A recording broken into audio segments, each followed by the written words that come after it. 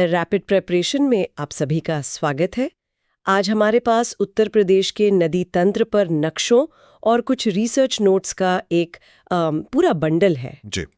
और हमारा मिशन सिर्फ ये जानना नहीं है कि कौन सी नदी कहाँ से निकलती हैं, बल्कि ये समझना है कि एक ही राज्य में बहने वाली नदियाँ इतने अलग अलग चरित्र की कैसे हो सकती हैं। बिल्कुल। मेरा मतलब, क्यों एक नदी गंगा को माँ का दर्जा मिलता है और उसकी ही बहन यमुना को खुला नाला कहा जाता है। और यही सवाल सबसे महत्वपूर्ण है। ये नदियां सिर्फ पानी की धाराएं नहीं है, ये प्रदेश की किस्मत लिखने वाली कलम है। वाह। आज हम इसी कहानी की परतों को खोलेंगे। क्यों कुछ नदियां हमेशा बहती हैं, कुछ सूख जाती हैं, और क्यों वे उसी रास्ते पर बहती हैं जिस पे वे बहती हैं। तो चलिए सबसे बुनियादी सवाल से शुरू करते हैं।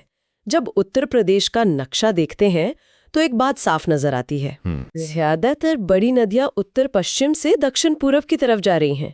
ऐसा लगता है जैसे किसी ने पूरे प्रदेश को एक तरफ झुका दिया हो। आपने बिल्कुल सही पकड़ा।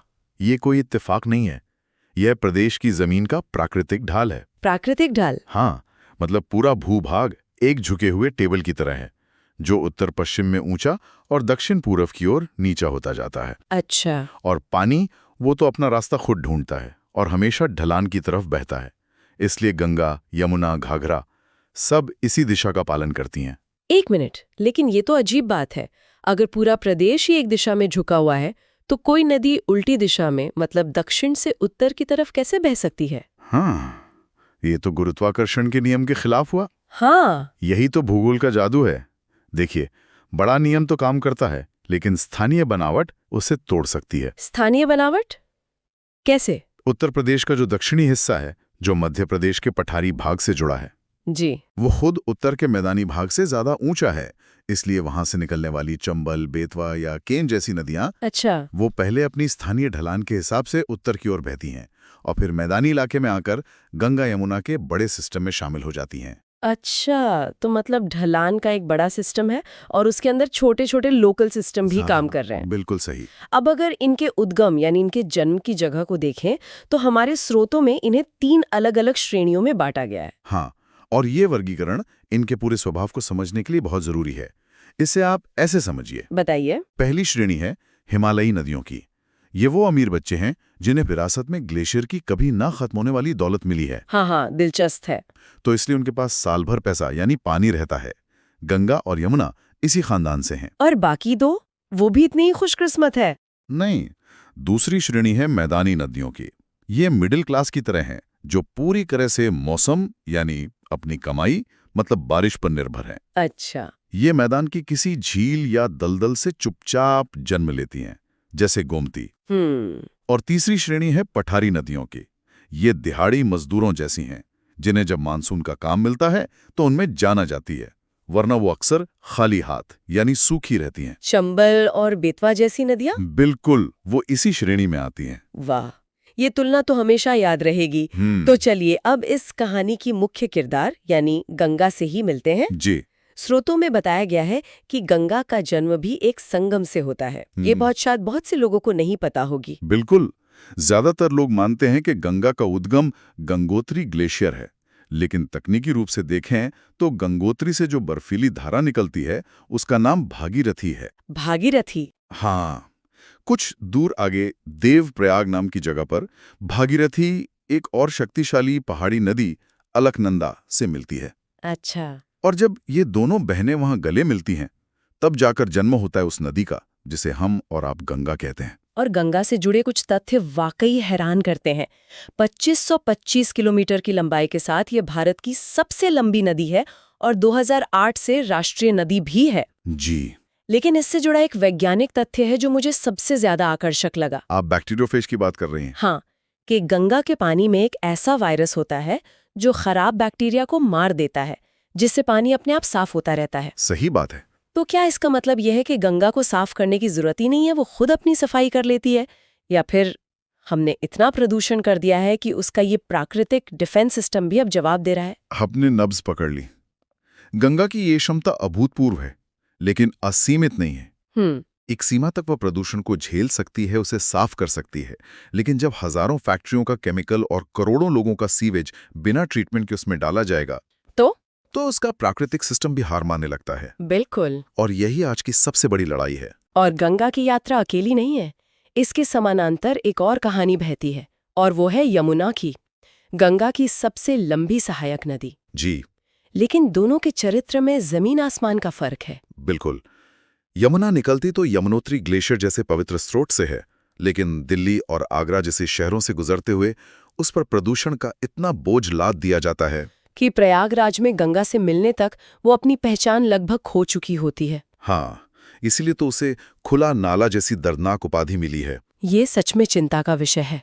और यमुना का प्रदूषण सिर्फ दिल्ली या आगरा तक सीमित नहीं होगा। नहीं, बिल्कुल नहीं। इसका असर उन नदियों पर भी पड़ता होगा जो अपना साफ पानी लेकर इसमें मिलती हैं, जैसे कि चंबल।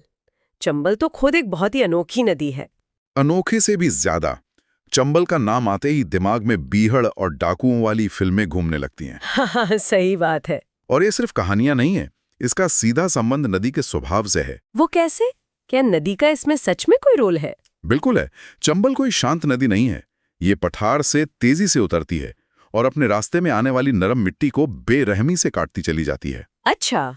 इसी प्रक्रिया को अवनालिका अपर्दन या गली इरोजन कहते हैं। गली इरोजन। जी। इसी ने उन गहरे खड्डों और बीहड़ों को जन्म दिया जो सदियों तक कानून से भागने वालों के लिए सबसे अच्छी पनाहगाह बने रहे। अरे वाह! तो एक तरह से चंबल ने अपनी ज्योग्राफी खुद लिखी है। बिल्कुल। और चंबल के अलावा दक्षिण से बेतवा और केन भी यमुना में मिलती हैं, और उत्तर से हिंडन जो नोएडा के पास आकर मिलती है। जी, ये सब यमुना की सहायक नदियां हैं। अब अगर हम वापस गंगा पे लौटें तो बाईं ओर से मिलने वाली नदियां भी तो होंगी। हाँ, और उनमें भी बड़ी विविधता है।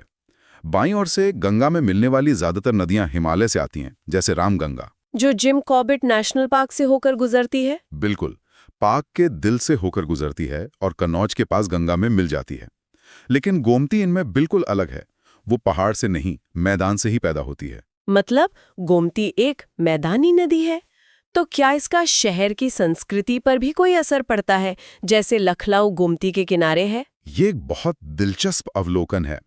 हिमालय नदियों का, जैसे हरिद्वार में गंगा का, वेग और ऊर्जा बहुत ज्यादा होती है। वहां शहर का जीवन नदी की शक्ति के इर्द गिर्द घूमता है।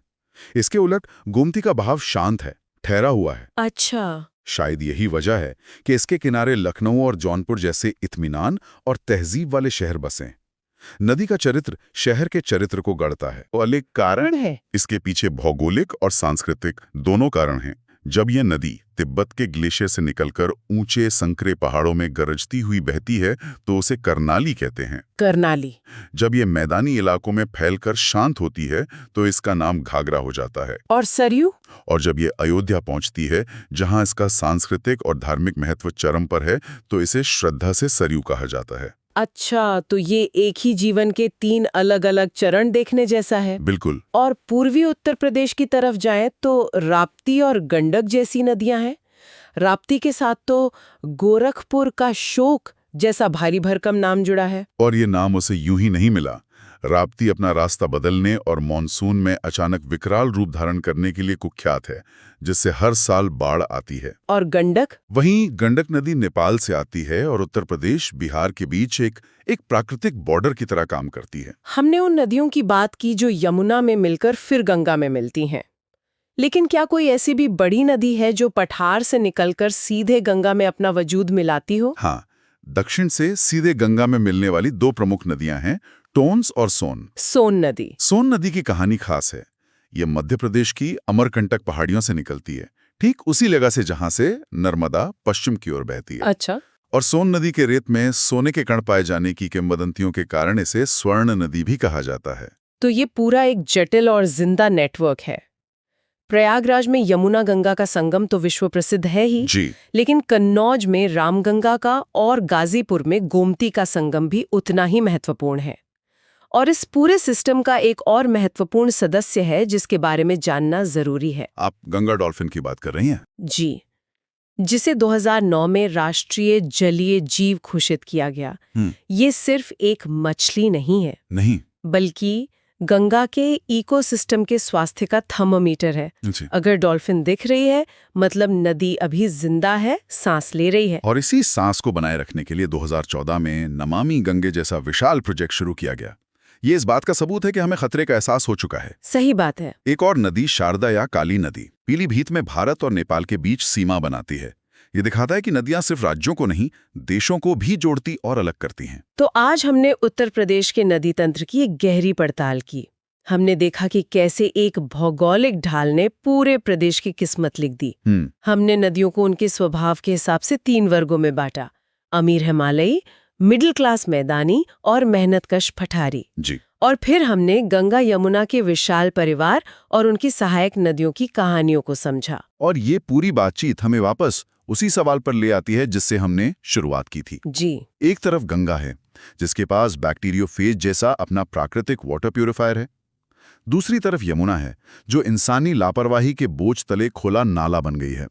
ये हमें सोचने पे मजबूर करता है कि इन जीवनदायिनी नदियों की प्राकृतिक शुद्धिकरण की क्षमता और हमारे फैलाए प्रदूषण के बीच का संतुलन जब पूरी तरह टूट जाएगा, तो इन नदियों का और इन पर निर्भर करोड़ों लोगों का भविष्य क्या होगा।